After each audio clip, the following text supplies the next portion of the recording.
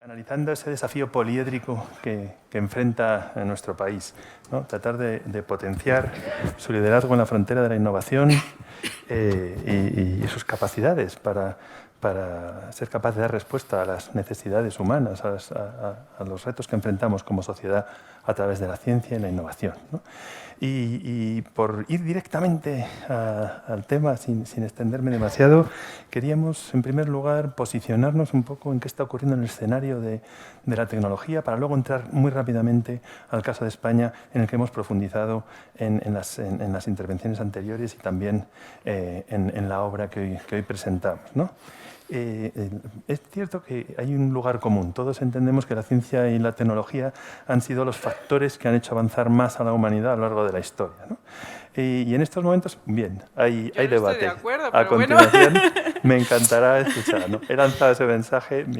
Mi papel aquí es simplemente lanzar mensajes y esperar la reacción de nuestros expertos, ¿no? Pero es cierto que un poco el lugar común también en la sociedad era que estábamos en un momento en que las tecnologías disruptivas iban a solucionar todos los problemas de la humanidad en plazos muy cortos, ¿no? Todos aprendimos lo que era la ley de Moore y pensábamos que los grandes problemas de la humanidad iban a solucionarse muy pronto, pero la realidad es que esto parece no terminar de ocurrir. Parece que los plazos son distintos, parece que todo es más complejo, ¿no?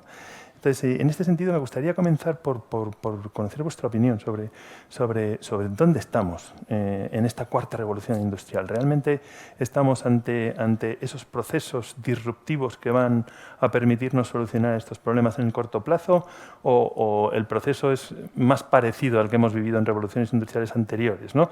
Entonces, si quieres comenzar, Iñaki. Sí, yo creo que los grandes problemas ahora mismo están relacionados con el cambio climático, como estábamos hablando anteriormente, o la salud de los humanos, ¿no? Si al final piensas qué es lo que interesa y dónde se va a crear valor en los próximos 10 años, es la extensión de la vida del planeta, ¿no? que es cambiar los efectos del cambio climático, y la extensión de la vida de los humanos. No solamente extender la vida, sino los años que vives, también vivirlos mejor, ¿no? Es lo de los años de la vida y la vida de los años. Y para conseguir las dos cosas, lo que necesitas es utilizar la tecnología, muy bien resumido en el libro, y sobre todo la convergencia de muchas de estas tecnologías, ¿no? La supercomputación, la inteligencia artificial, que es las matemáticas, la realidad virtual, para poder visualizar qué está pasando en ciertos entornos que puedes simular. Y yo creo que es donde se va a crear valor, porque solamente en el tema del cambio climático, si no somos cínicos y pensamos que los compromisos que tiene cada empresa para ser net zero en generación de dióxido de carbono o en contribución al cambio climático, tanto de las empresas como de los gobiernos, ¿no? Los gobiernos tienen unos compromisos muy fuertes de cara al año 2050, ¿no? Pues o bien se ponen unas políticas para que eso ocurra, pero para que esto ocurra al final te tienes que apalancar en la tecnología. Y entonces todas estas startups o empresas que están creando tecnología para el cambio climático, pues de alguna forma pues van a tener éxito. Y lo mismo en la extensión de la vida de los humanos, la mejora de la vida o extensión de los años productivos de los humanos, pues lo mismo, si le preguntas a cualquier persona si quiere vivir más años, pues te va a decir que sí, si quiere vivirlos mejor, también es que sí, y esto se va a conseguir gracias a los avances en inteligencia artificial, en computación, en genómica, que es la convergencia de muchas de las tecnologías que están resumidas en el libro. Sonia, comentabas que no estás de acuerdo. ¿No ha sido la tecnología la que nos ha permitido avanzar? ¿Y dónde ves en estos momentos el papel de la tecnología en esa resolución a corto plazo? El problema que yo veo es cómo se define avance y qué es avance. El Homo sapiens surgió hace 200.000 años, los homínidos 375.000. Y las personas empiezan a producir tecnología, las matemáticas hace no tanto, con los griegos 2000 años. En 2000 años hemos tenido un tipo de tecnología que nos ha hecho cada vez separarnos más de la naturaleza de la que surgimos. Nos ha dado un espejismo de poder sobre la naturaleza que estamos pagando en el cambio climático. Por una parte nos ha dado un poder, un espejismo de lo que es el papel de las personas en el universo. Yo soy física y pienso en el universo, pero por otra parte también nos está poniendo en el punto de mira de la extinción. Quizá no sobrevivamos el siglo XXI. 300.000 años de existencia de los homínidos se pueden terminar en 2.000 años de tecnología. No estoy segura que eso sea un gran éxito para las personas. El gran reto que tenemos ahora es poder reencontrarnos con la complejidad, lo que hablaba, poder crear una tecnología que nos permita vivir de otra manera y reencontrarnos con las culturas de hace 10.000 años, de hace 20.000 años, que entendían la sostenibilidad, que entendían las culturas continuas, por ejemplo, de Australia, que son culturas continuas de 100.000 años, que antes de llegar los ingleses, pues ellos lograban vivir de una manera sin trabajar, no trabajaban, no tenían agricultura y han sobrevivido 100.000 años, con una relación muy profunda con la naturaleza, otro tipo de conocimiento. Y yo creo que ese es el tipo de conocimiento que estamos intentando desesperadamente buscar con las tecnologías. Tecnologías que nos den vidas con más sentido, que tengamos vidas más profundas, no solo más largas, sino con más sentido, que nos permitan tener una relación con la naturaleza mucho más fuerte. Por eso no pienso que la tecnología haya permitido un desarrollo particularmente exitoso de la raza humana en el universo. Nos ha dado otro tipo de conocimiento y ahora el gran reto es volver a encontrar una manera en la que las personas pueden sobrevivir y que no lleguemos a nuestra raza a la extinción. Javier, sostenibilidad, tecnología. Sí, mira, cuando escuchaba a Iñaki y a Sonia, recordaba las discusiones que hemos tenido en el Consejo Mundial de Ciencia y en la Unión Internacional de Química sobre cómo podíamos ayudar a los objetivos de desarrollo sostenible. Y cuando uno intenta ayudar a uno de ellos, por ejemplo, acabar con el hambre, mejores fertilizantes, más fertilizantes, termina contribuyendo más a las emisiones de CO2. Cuando uno intenta reducir la pobreza creando más puestos de trabajo, tiene más impacto en agua y el medio ambiente. Y es que la realidad es muy compleja y cuando uno interviene en la realidad, bien sea con inversión, bien sea con ciencia, bien con tecnología, pues indudablemente hay siempre consecuencias negativas. La realidad es muy compleja y sin duda las sociedades perciben a la ciencia y a la tecnología con desconfianza. Perciben que la ciencia hace su mundo más difícil, más complejo. Una de las cosas que aprendimos en el siglo XX, fue una lección de humildad, es que la realidad no es intuitiva. Desde luego, la física cuántica nos enseña que hay cosas que son realidad y que están en contra de nuestra experiencia, que cuando uno va muy rápido el tiempo pasa más lento. Pues no es lo que ocurre en el mundo real, ¿verdad? O que uno no puede determinar la posición y la velocidad de una partícula, como que no, yo sé dónde está el coche y a qué velocidad va, ¿verdad? Entonces hay cosas que la ciencia nos hace sentirnos un poco disgusto. Y luego otra reflexión más general que me preocupa más, es que la tecnología puede, yo creo que de hecho es un generador de desigualdad, porque en la realidad no todos los países, no todas las comunidades pueden desarrollar estas tecnologías e implementarlas. Y lo que vemos es que con el desarrollo económico de los países, de algunos países, gracias a la ciencia y a la tecnología, muchos países no están creciendo. Y no crecen porque no tienen acceso a esa tecnología, ni lo van a tener. Esa es la realidad. Entonces, no me sorprende, y digo que esto es una de las discusiones que más tenemos en el Consejo Mundial de Ciencia, que la sociedad perciba la ciencia como una amenaza y que la tecnología se vea como una generadora de desigualdad. Por eso, especialmente, y creo que en este informe hemos tenido una sensibilidad especial para que la tecnología sea siempre una solucionadora de problemas, que no siempre lo es. Y por lo tanto, sí entiendo y tenemos que ser conscientes de este rechazo que puede existir. Este rechazo lo vemos muy claramente en los antivacunas, en los negacionistas, cuando las evidencias son palmarias. Hay gente que sostiene que la Tierra es plana cuando tenemos fotos, cuando tenemos aviones que le dan la vuelta a la Tierra. Aparte del chiste o del humor que pueda haber detrás de eso, hay que analizarlo. Tenemos que pensar por qué la ciencia pierde la batalla. ¿Por qué vamos a Glasgow, a la COP26, con datos, con evidencias, y no conseguimos convencer.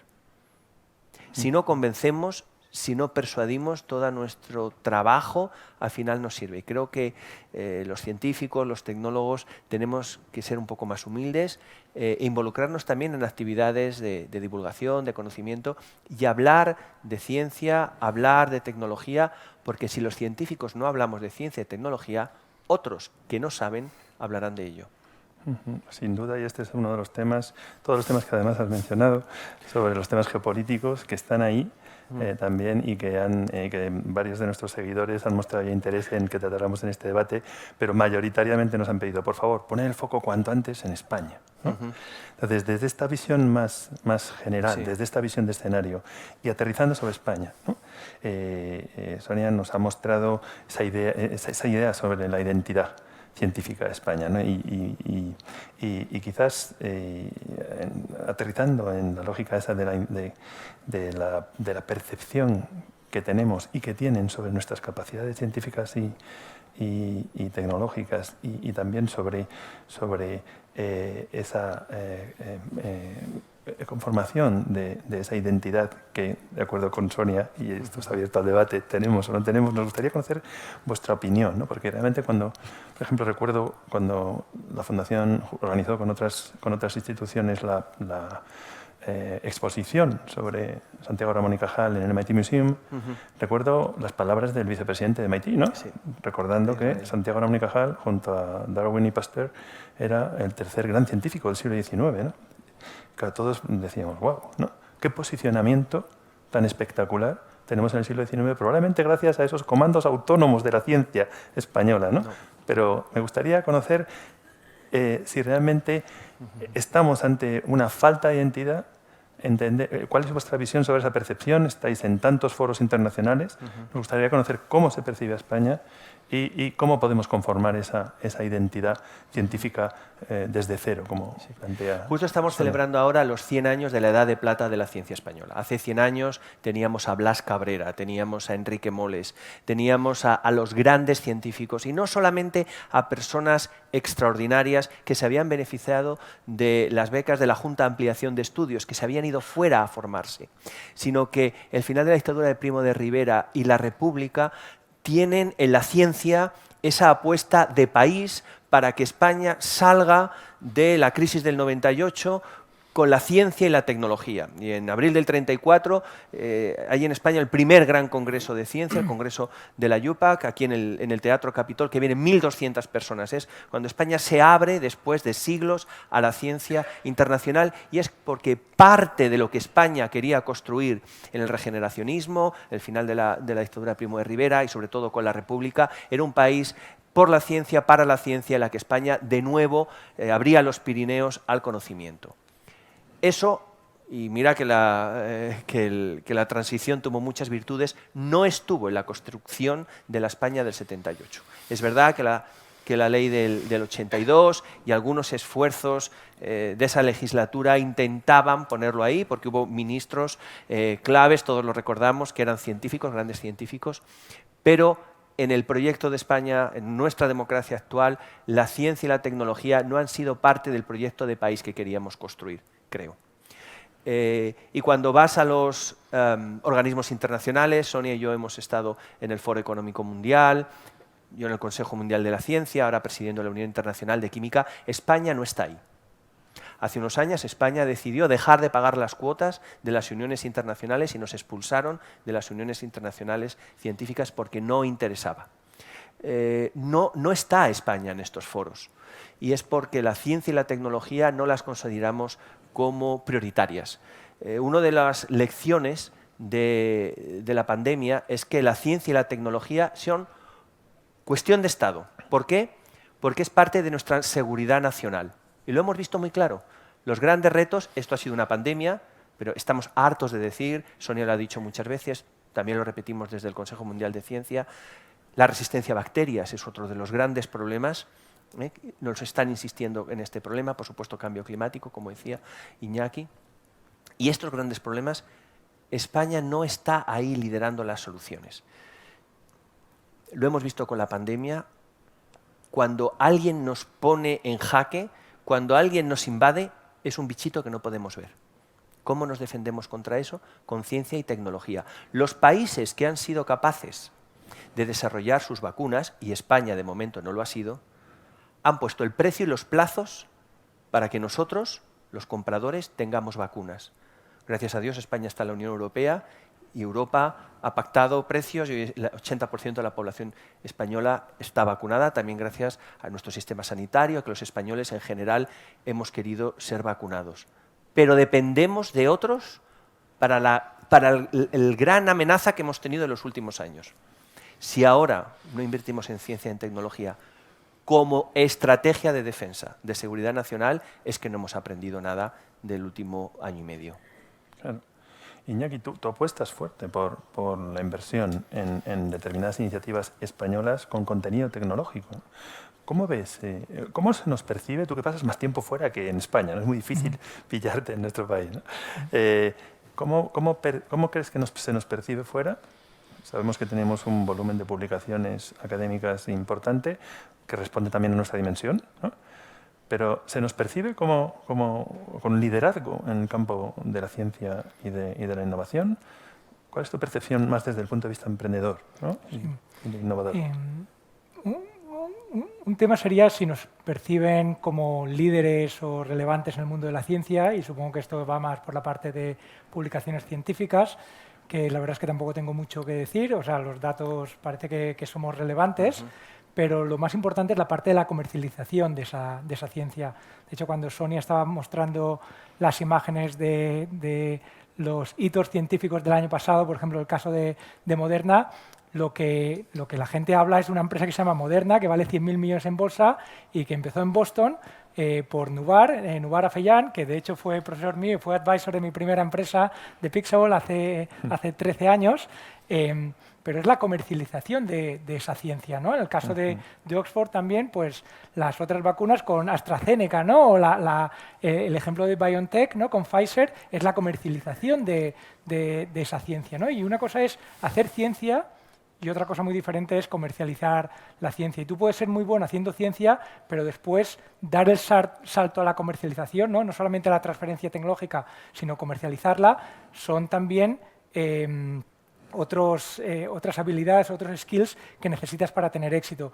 Y ahí no estoy tan seguro que se nos vea como relevantes a nivel mundial a la hora de comercializar la ciencia que se hace aquí o la ciencia que hacen científicos o investigadores españoles en otros países del mundo, porque una cosa es descubrir algo y después a la hora de comercializarlo tienes que crear equipos, tienes que crear organizaciones, tienes que saber cómo escalar una empresa, cómo ponerle precios, cómo posicionarte en la cadena de valor a la hora de comercializar un nuevo producto, cómo productizar una innovación tecnológica, porque una cosa es la ciencia que tienes, después es todas las capas que le ponen, ¿no? Esto es lo que decía Steve Jobs, que dices, bueno, yo empiezo con el producto o con la tecnología, lo pongo en un producto, después le pongo marketing, le pongo un equipo de ventas, lo tengo que encapsular todo en una empresa que tiene recursos humanos, tiene departamento financiero, tiene departamento legal. Todo eso, a la hora de hacerlo, aquí nos falta, ¿no? Y es que nos falta muchas veces incluso el primer paso. El primer paso es que no haya trabas a la hora de transferencia tecnológica, hacérselo muy fácil a los científicos a la hora de montar una empresa.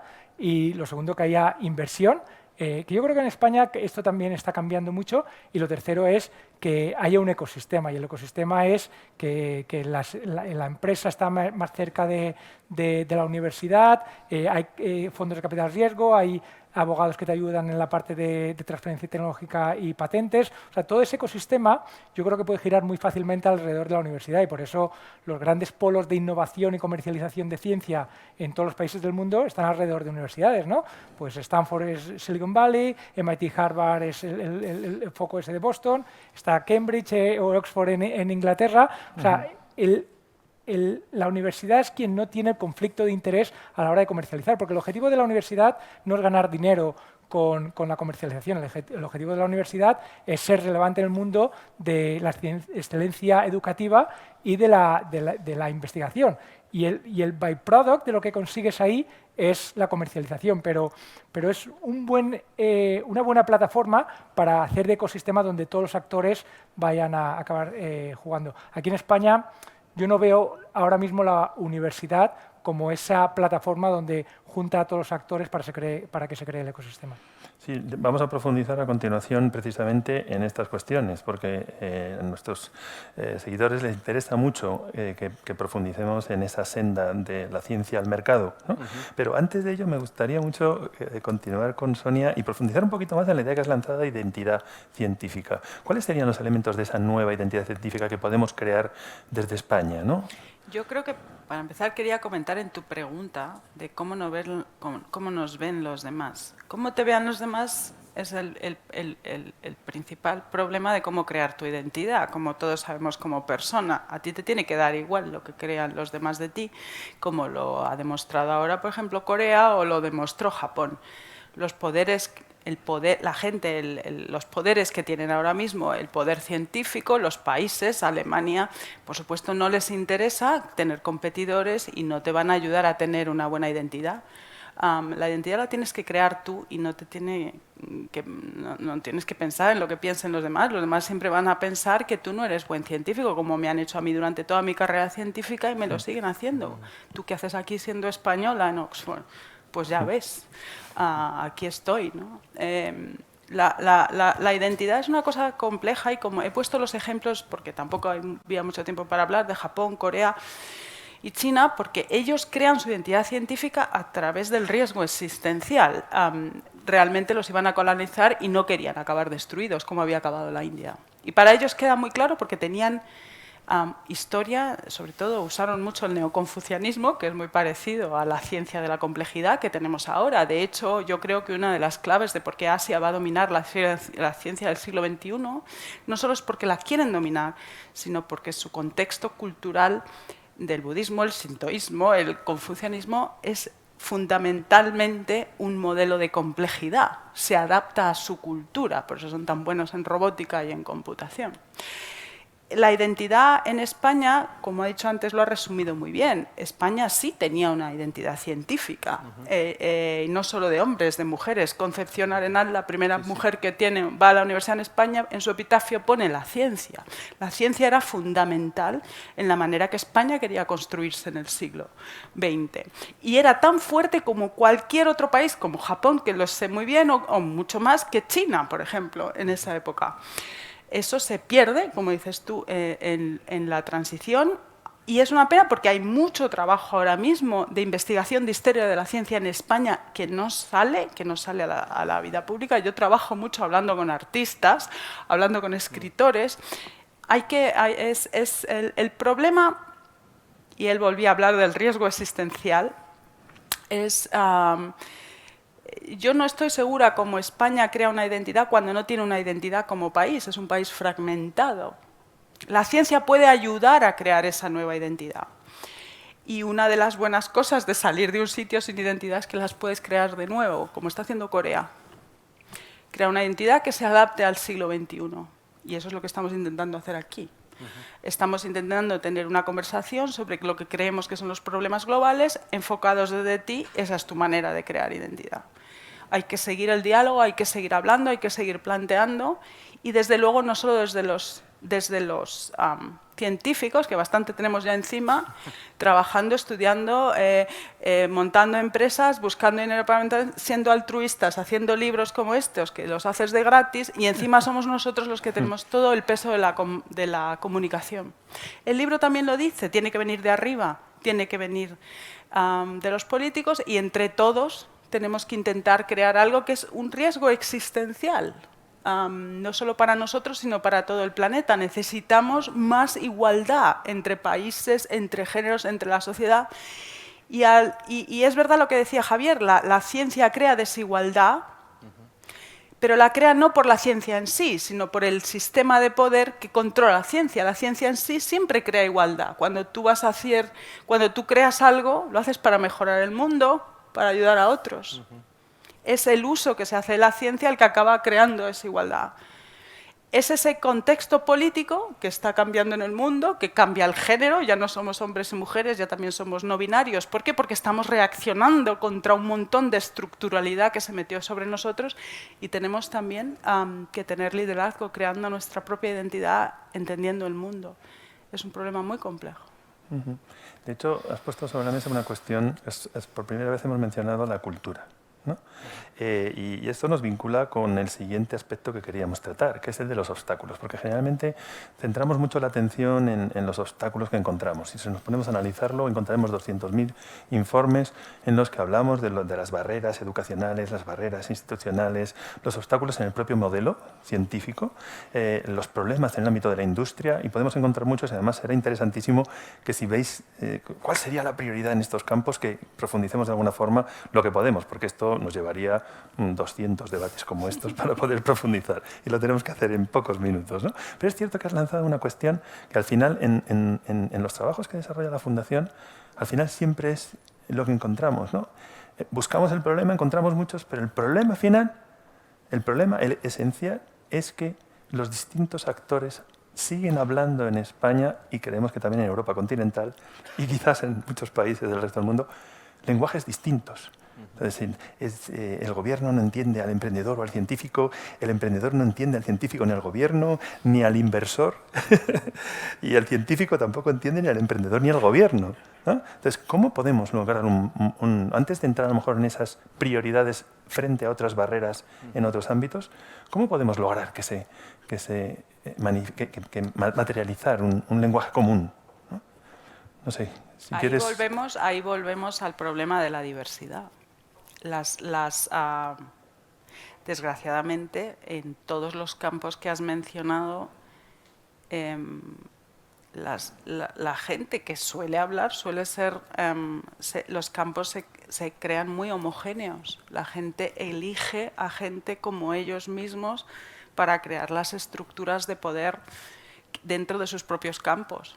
Entonces, cuando vas a hablar con otro campo, no solo tienes un cambio cultural por la homogeneización, porque has homogeneizado tu campo de una manera que se separa del que tiene al lado. Son los problemas de la identidad. Has buscado tu propia identidad para elegir, para ejercer poder, y eso te separa de otro, te convierte en un enemigo.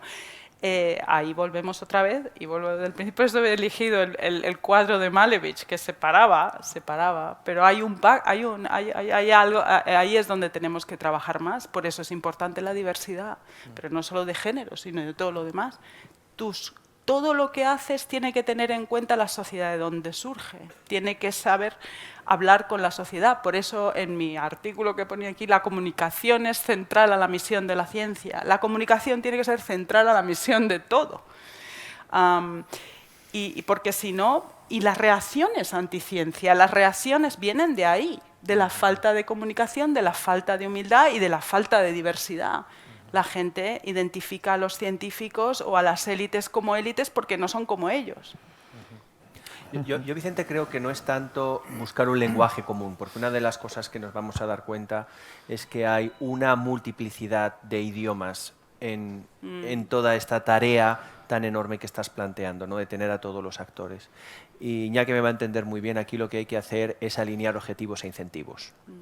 Eso es cómo funcionan las cosas. Cuando hemos enfrentado una pandemia, objetivos e incentivos los hemos entendido todos perfectamente, y aunque hablamos lenguajes distintos, aunque sea con señas, nos hemos dado cuenta cómo los científicos tenían un papel, cómo la industria tenía un papel, cómo los inversores, Iñaki lo ha descrito muy bien, tenían otro papel, y la administración tenía que quitarse del medio, en el sentido de que hemos simplificado los trámites, hemos acelerado los protocolos para que las cosas llegaran lo antes posible, ¿no? Entonces, yo creo que hay que abrazar de alguna forma la diversidad, entender que no hablamos un mismo lenguaje, que somos diferentes, pero que podemos ponernos de acuerdo en objetivos e incentivos. Y en esto nos va el futuro. Nos decías que los que nos están escuchando tienen mucho interés en cómo aterrizar esto en España. En esto nos va el futuro. Y es verdad que hay muchas conversaciones, que esto es casi uno de los mantras de España, ¿no? de cómo dar este paso, de cómo entrar en la ciencia. Y por eso este libro creo que es diferente, porque cuando lo lean verán que sí, se proponen 10 tecnologías, sí, se explican, pero luego hay un aterrizaje muy concreto a nuestro sistema de innovación español en el que se pone objetivos e incentivos juntos. Es decir, bueno, la Unión Europea ha invertido en España más que en ningún país de la Unión Europea en supercomputación. Esa infraestructura ya la tenemos. Ese incentivo ya está claro. ¿Cómo alineamos ahora a los científicos que van a hablar su idioma con esa gran oportunidad? ¿Cómo los inversores europeos o americanos pueden venir a España a grandes proyectos de supercomputación? Porque la infraestructura ya la han pagado otros. Y creo que ese es el reto, esa es la complejidad. No soñar que al final vamos a hablar todos el mismo lenguaje y nos vamos a poner de acuerdo de una forma un poco ingenua, sino que al final, como en el libre mercado, objetivos e incentivos tienen que estar alineados, porque si no están alineados, al final cada uno va por su lado. Y por eso insistía tanto en ese diálogo de besugos, si me permiten la expresión, que hemos tenido en Glasgow, ¿verdad? Porque los científicos decían una cosa, obsesionados con el dato, todavía no hemos aprendido que los datos no convencen, que lo convencen son las narrativas, las experiencias, la emoción. Los países iban con su propia agenda, cómo puedo seguir liderando, cómo puedo tener mi agenda encima de la mesa, cómo puedo hacer justicia climática, los países que lo que querían eran recursos que fueran a sus países, otros como ni siquiera iban, como Rusia o China. Y en esa dinámica que hemos visto en Glasgow, creo que hemos podido intuir esa torre de Babel a la que hacías alusión. La Torre de Babel es una realidad en este mundo complejo en el que cada uno tiene su idioma, tiene su agenda, y es solamente cuando somos capaces de identificar los objetivos, que creo que son existenciales, como decía Sonia, y ponemos los incentivos adecuados, cuando podemos encontrar esas soluciones. Claro, menciona Javier cuestiones relevantes que tienen que ver con la parrilla de incentivos que enfrentamos. Y el que se lanzó a la aventura emprendedora con Rive, Sí. pues ha tenido varias gorras, pero quizás tú, Iñaki, has tenido gorras también en las distintas fases del proceso. Te formaste en Cambridge, en MIT, tocaste el conocimiento, lo absorbiste, te lanzaste como emprendedor con éxito, porque creo que en el lanzamiento de Cover Wallet conseguisteis levantar 60 millones de euros, ¿no? O de dólares. De dólares. De dólares, ¿no? Y luego contrataste CTOs, impulsaste tecnología y tuviste éxito en la comercialización. Entonces, desde tu punto de vista, con toda esa visión, ¿cómo mejorar los incentivos, ¿no? El otro día hablábamos con The Groove, ¿te acuerdas? En la fundación, en la presentación de una obra que ha publicado MIT Press sobre Sí. el modelo de MIT. Pero no quiero lanzar el modelo de MIT. Querría hablar de los incentivos. ¿Cuáles son los incentivos correctos que España debe implantar en el sistema para que todo funcione? Sí, yo no tengo la respuesta ahora mismo, pero antes de responderte a esta pregunta, estamos hablando de cómo pones o creas un lenguaje común para los inversores, los emprendedores y los científicos. Sí que es verdad que en Estados Unidos, en países anglosajones como Inglaterra, hay actores que se han movido en las tres partes, ¿no? Igual que yo he sido científico, después he sido emprendedor y ahora soy inversor, es que esto ha sido a raíz de cuando yo hice el doctorado en la Universidad de Cambridge. El director de mi grupo, el profesor Andy Hopper, había montado 10 empresas de tecnología y después también tenía un fondo de capital riesgo. Y entonces, cuando tú te mueves de un sitio a otro, es como ponerte en los pies del otro, ¿no? Y entonces empiezas a entender mucho mejor al otro. Javier lo ha hecho muy bien, ha sido científico, ha sido emprendedor, pero en el caso de MIT lo mismo, lo que comentaba cuando yo estaba haciendo el máster en MIT, Nubar era profesor mío, pero es que además tenía un fondo de capital riesgo y después montó en 2010 Moderna, ¿no? Que es una de las empresas que nos ha salvado de esta pandemia. Yo creo que eso ayuda mucho a entender al otro, ¿no? Siempre te dicen que la mejor forma de entender al otro es viajando, pues juntándote con las otras personas y relacionándote con otras personas y ponerte en el otro lado, ¿no? Y esa movilidad que en España es más complicada, ¿no? Uno que es profesor para toda la vida, uno que es emprendedor para toda la vida, y otro es inversor para toda la vida, y el que es político muchas veces también es político para toda la vida. Yo creo que esa movilidad y dinamismo entre los campos es muy, muy importante. En cuanto a los incentivos, la verdad es que no lo tengo claro. Lo que sí que es verdad es que no puedes tirarle a todo, ¿no? Yo creo que es muy importante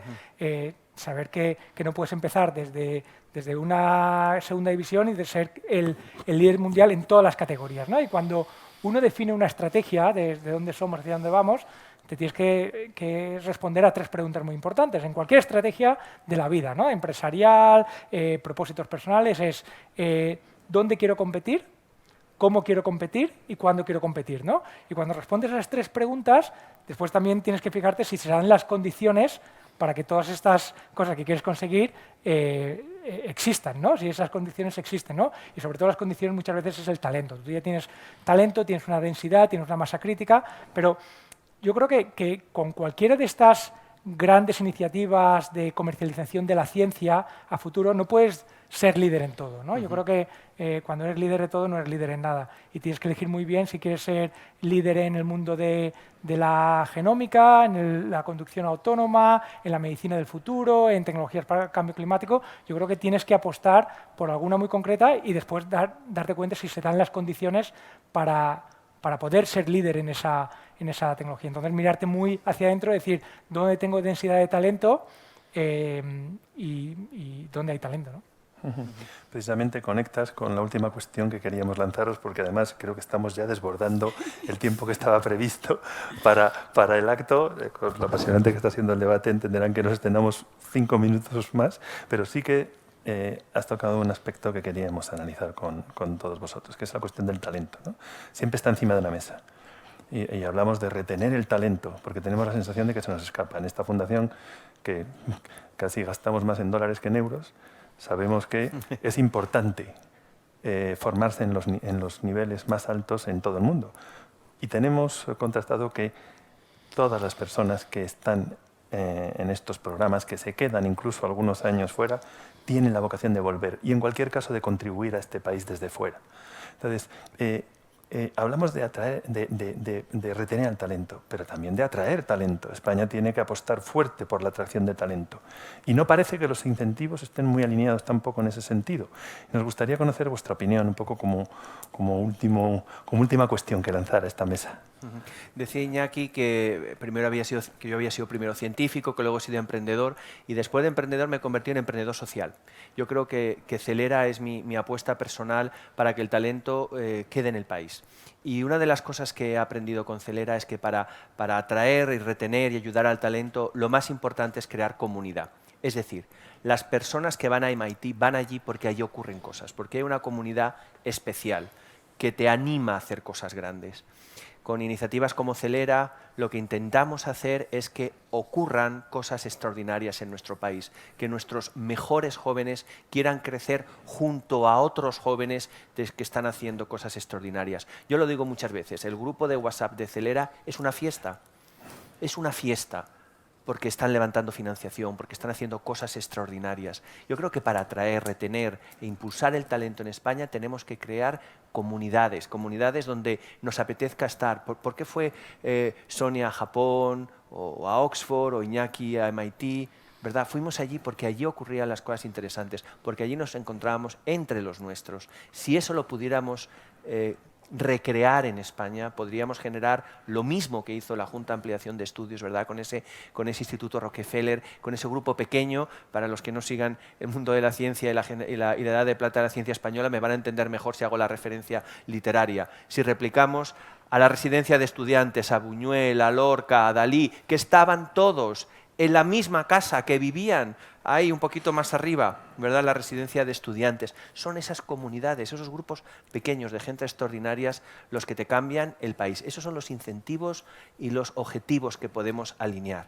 Primero, identificar qué queremos construir juntos, como país. Ese es el objetivo. A los científicos, ¿qué incentivos necesitan? Necesitan financiación a largo plazo y simplificación, acabar con la burocracia, que es lo que nos está matando en el día a día en la ciencia. A los inversores, simplificación, alfombra roja, que puedan tener un retorno inmediato. Y la administración tiene el gran papel de ser el convocante, el moderador de esa reunión, que nos permita crear esos objetivos comunes y que los incentivos estén claros y no cambien.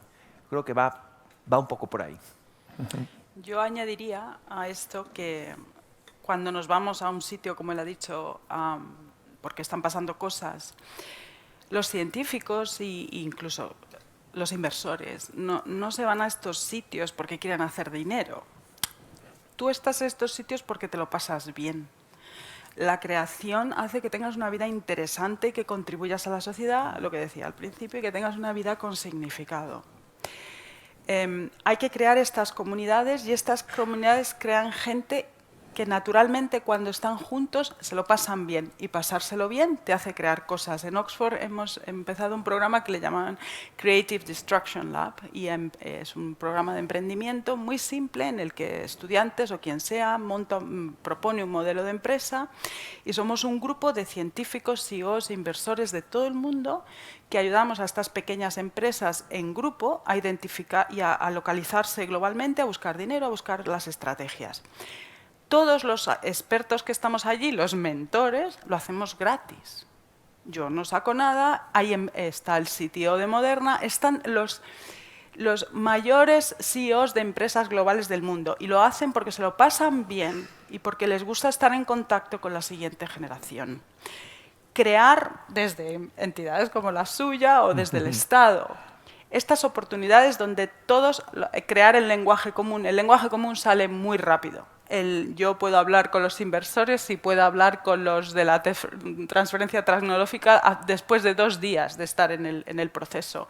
¿Por qué? Porque lo que queremos es ayudar a la empresa de este estudiante que tiene muy buena idea en que la saque adelante, que cree algo nuevo. Yo no saco nada, pero me divierte, me gusta verlo. Las comunidades hace que y además las actividades que salen de estos grupos de gente que se mezclan para crear realidades nuevas son realidades que quieren mejorar la igualdad, que quieren ser más democráticas, que es lo que estamos buscando todos, ¿no? Así que sí, estoy totalmente de acuerdo con él, y desde luego subrayar que esto no se hace por dinero, sino pasárselo bien, tener una vida divertida, tener una vida con sentido en el que puedas contribuir a tu sociedad. Es lo que quieren todas las partes que se juntan en este proceso. Yo creo que la pandemia también ha ayudado a que la gente se replantee dónde quiere vivir, ¿no? Y hay sitios que a lo mejor son muy estimulantes intelectualmente, ¿no? Como vivir en Boston, que tienes Harvard y MIT, pero pasar unos inviernos desde más o menos estas fechas de noviembre hasta final de abril, que son horribles, ¿no? Y si la gente puede combinar a lo mejor pasar 2 semanas allí, 2 semanas aquí, otra semana en Canarias o donde te apetezca, pues es una cosa que España se puede beneficiar, ¿no? Cómo puedes atraer más talento. Y sí que es importante que la gente interaccione en el mundo real y no en el mundo virtual, que yo en el último año he vivido como en un metaverso, porque todas mis interacciones eran por Zoom y por Hangouts y por videoconferencia. Yo vivía en un universo que no existía, ¿no? Yo creo que hay que ponérselo fácil a toda esta gente que quiera venir, y es que a nivel burocrático es muy complicado, ¿no? Que un empleado de una empresa de Boston pase un cierto número de días al año en España, esto o la administración clarifica cómo se hace, o es que creas un montón de problemas para la empresa, porque como tienes una persona aquí que hace uso de la seguridad social de aquí, paga impuestos aquí o allí, tendría que tener una subsidiaria de la empresa de allí porque ha pasado esta persona 185 días al año en otro país. Yo creo que hay que darse cuenta que el mundo ha cambiado por la pandemia, y esto es como ser oportunista en la vida. Cuando ves que el mundo va hacia una dirección, ¿cómo te puedes aprovechar de que el mundo vaya hacia esa dirección? Y España es un país que se puede beneficiar de ello. Bueno, la verdad es que nos han lanzado varios testigos en la mesa de hoy que recogemos, y además que están plenamente alineados con lo que es la Fundación. La verdad es que ha sido un privilegio, seguiríamos extendiéndonos en este diálogo. Hoy estoy seguro de que nuestro fundador habría estado orgulloso de lo que hemos escuchado, ¿no? Siempre miro aquella frase, ¿no? En la que hablamos, en la que menciona como todos tenemos una gran tarea por delante, que es precisamente la de transmitir el conocimiento heredado de otros para mejorar, al menos poner nuestro granito de arena en la mejora de la vida de los habitantes de la Tierra. Es una frase de nuestro fundador, que también siempre nos decía que es necesario conocer el pasado para proyectar el futuro. Hoy también hemos lanzado, y no estaba previsto, una serie de mensajes sobre ese pasado, no pondré glorioso, ese pasado egregio, quiero decir, que tuvimos y que debemos de ser capaces de reconstruir para crear esa identidad nueva de nuestro sistema de ciencia e innovación, para que de verdad seamos capaces entre todos de materializar esa frase que hemos puesto en el diálogo, ¿no? Por fin la ciencia y por fin la innovación. Por eso, de verdad, un privilegio tener con nosotros a Javier García, a Sonia Contera y a Iñaki Berenguer en este debate. Muchas gracias a todos. Antes, en la introducción, he agradecido a todos los que han participado en esta obra. Para la Fundación es un orgullo presentárselas hoy y queremos mostrar nuestra gratitud a todas las personas que han participado de forma completamente desinteresada en la elaboración de esta obra, al editor y a todos ustedes por acompañarnos en estos actos en los que refuerzan el deseo de continuar actuando en este campo desde la Fundación. Muchísimas gracias a todos y les emplazamos a nuestro siguiente evento que comunicaremos muy pronto. Gracias.